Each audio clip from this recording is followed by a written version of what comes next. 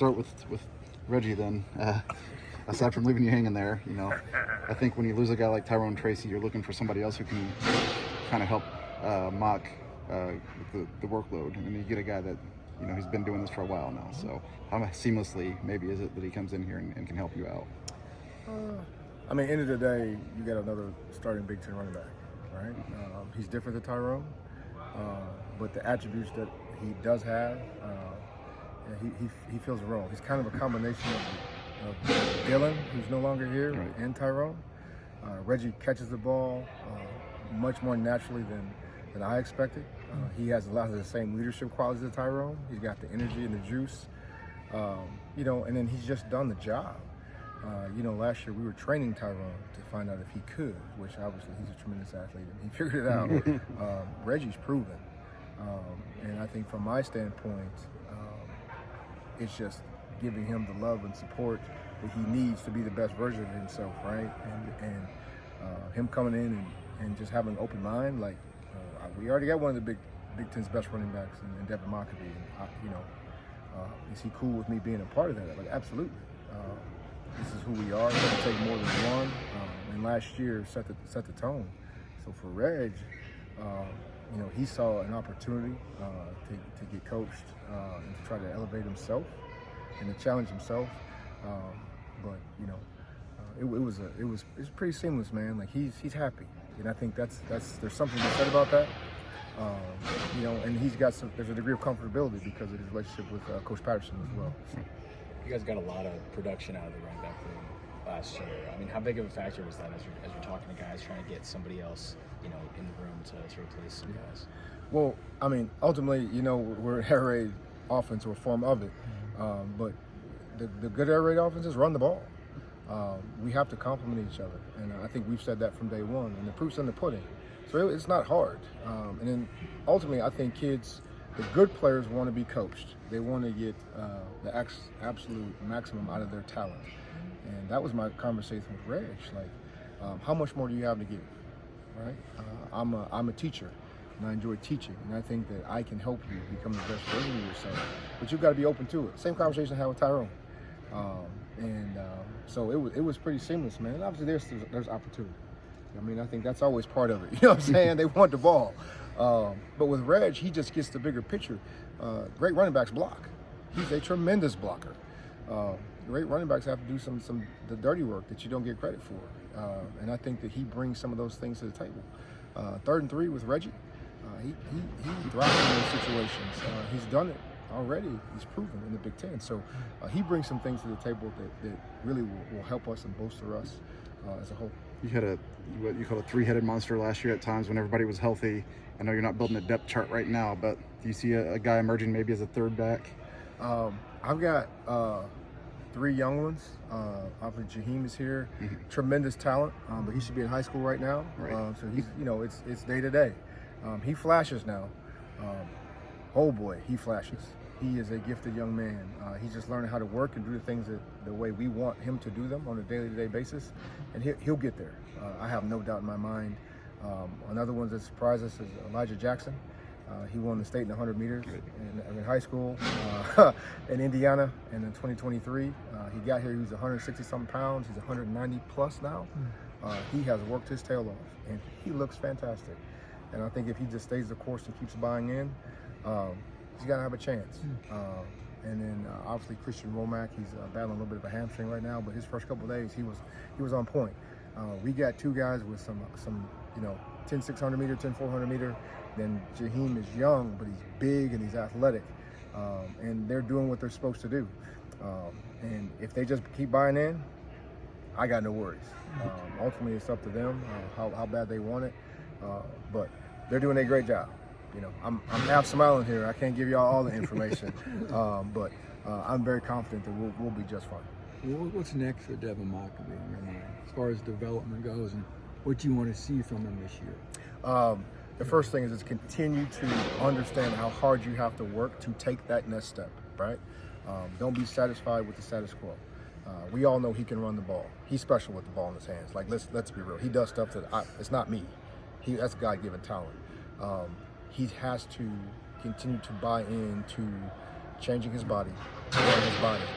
Devin Mockabee playing at 205, 210 pounds will be scary for everybody, right? Because the added strength, the confidence that comes with that, and then you add in the next piece is just leadership. Get outside of yourself and demand more of yourself, demand more of your teammates, and you know, step out on that white line, man, and be the leader of the crew, and everybody will follow. You know, me and him have some similarities because we're both walk-ons, and that's an important part of our journey. But brother, you're not a walk-on anymore. You're an all Big Ten player. Act like it. You know what I mean? Lead from the front, not from the back. So that's the next step, right? Just be a little bit more gritty, but be more out front, right? Take those shots to the chest and just keep on coming. But that starts in the weight room. That starts with nutrition, and he's working at it. There's no doubt in my mind. He's working at it, and he looks fantastic. How are you guys able to determine the right playing weight for these guys? And when you're adding weight, I mean, at some point there's loss of agility. So how are you able to strike that balance? In truth, man, it's just turn on the tape, right? If there's certain things that I think he needs or a back needs in terms of being able to finish a run out of a run, whether it's weight or just strength, right? Balance the two. You may not need to get bigger, you need to get stronger. If weight comes with that strength, great, right? If you don't change your body weight, but you get stronger, we're good, right? So it's a balancing act there, right? But you're talking about Big Ten football. You gotta grind, man. And so if you come in too light, you don't have enough strength, you get to week 8, 9, 10, it's gonna show. Your body's gonna get beat up, right? I'd rather you just go all in, change your body, grow your body, and over the course of 4 or 5 years, you'll figure out what the right playing weight is, right? But then you also have to look at offensively what we're doing. Are we asking you to just run inside zone and some gap schemes downhill over and over and over and over and over again? Well, we've got to change some things. So for a large part, some of it's us, some of it's them, and we just find a happy medium. Just for you personally and for the program, what does it mean to see Tyrone Tracy have such a good combine, going to be selected in the NFL? So I won't get ahead of myself here. The first thing that I want to say is kudos to Coach Walters. You know, when he got here, he saw the same thing I saw, right? Hey man, we've got to find a way to use this kid's talent, and we kind of came to an agreement. Like, let's put him in the backfield, and then obviously you've got to give your flowers to Tyrone. He bought into it. You've been in college for 5 years. You have success as a wide receiver. There's some frustration there. But do I think I can get this done? Do I trust the people to do it? So when you're an athlete at that point, like, usually you say no. You know, I don't have enough time. So I give him credit. He put in the work. He put in, you know, he grinded. You know, one of our mantras here is we work. And he's a great example of that, right? Just get to work, blue collar work, shut your mouth, take the coaching, and just get after it. And he did that. And to me, that's a Purdue guy. And so it's just awesome, man. It leaves me speechless. You know, I went and watched him at the combine. I watched him out here, and to see all of it happening for him, and to see the joy on his family's face, it's just incredible. But that's his work, right? He bought into what we were selling and what we were coaching, from Coach Walters to our strength staff, Coach Rowe, to our offensive staff.